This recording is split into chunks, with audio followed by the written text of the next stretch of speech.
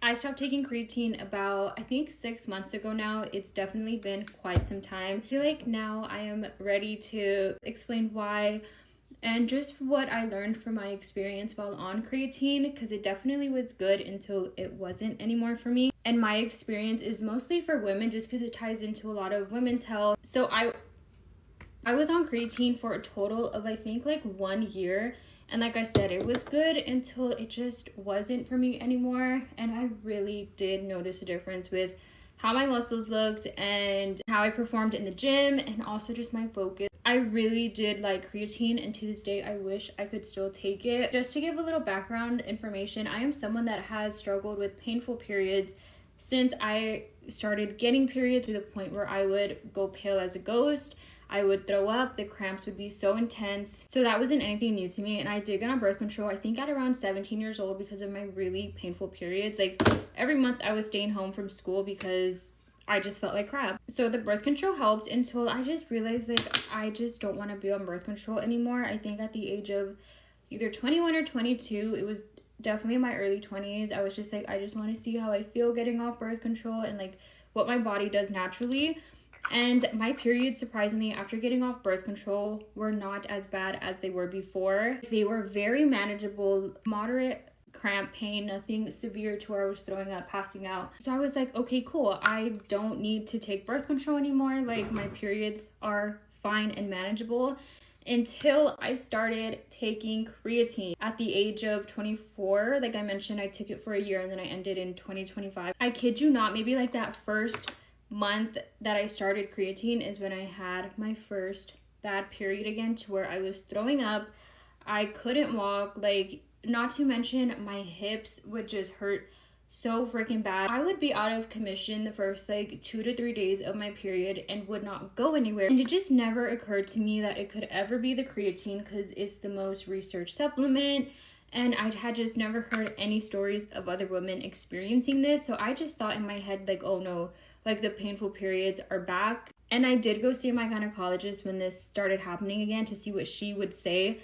And at the time, it was just like, you know, of course, birth control is an option. If not, she gave me like this medicine to take like a week before my period.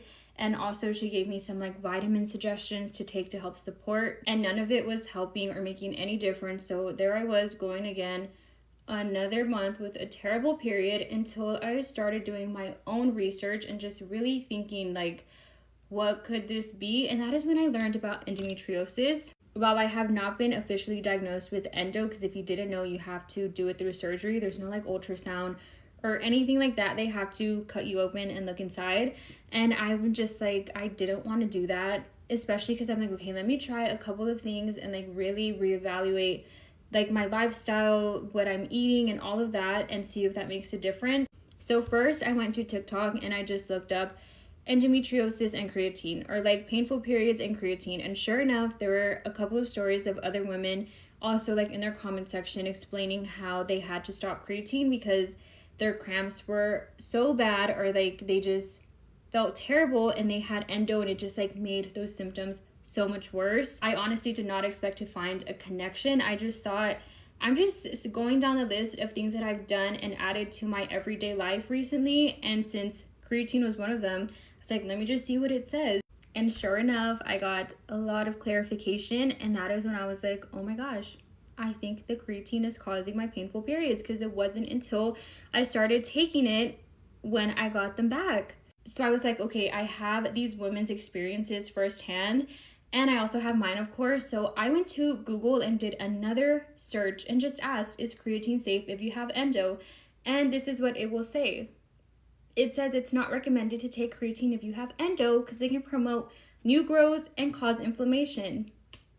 That is when literally I was like, oh my gosh, this is the creatine that's causing all of this. Now, the creatine did not cause my endo. That is why I gave the backstory that I have struggled with it before, but it definitely woke something back up. And looking back towards the end of my creatine journey, I was so puffy, especially in my face, everywhere. I was just so puffy.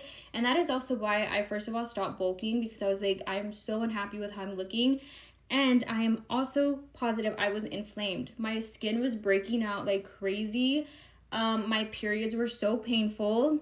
My body was so not happy with me. And also turns out the medicine that my gynecologist gave me when I went in the first time with the problem of my painful periods is actually an anti-inflammatory medicine that you take to help reduce inflammation on your periods so your periods aren't as painful.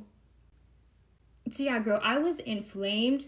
My body was not having it with the creatine. Yes, I was drinking enough water and I gave it, I think, more than enough time, and I wish I would have clocked that was the issue within that first month, because I would have saved myself a whole year of pain. And now that I stopped creatine about 6 months ago, my periods completely opposite from what they were a year ago. It is insane. I'm actually able to get out of bed. I'm able to make myself a little breakfast. I'm able to go to the store really quick. My skin cleared. The eczema on my legs pretty much gone. I'm just left with like dry patches and dry legs, but I have not had an eczema flare up. I haven't had to use the steroid cream on my legs in a while now. And this video is not meant to stop or de-influence you from taking creatine. Just please do your research, especially if you already have painful periods. If you have endo, definitely talk to a doctor. Although I will say my doctor was definitely surprised to hear that once I stopped taking creatine, my painful periods went away. So it is a very under-researched topic. I just want my story to help any other women that might be experiencing the same thing, especially because I'm always getting asked from other women if I would recommend creatine, and I just think it depends.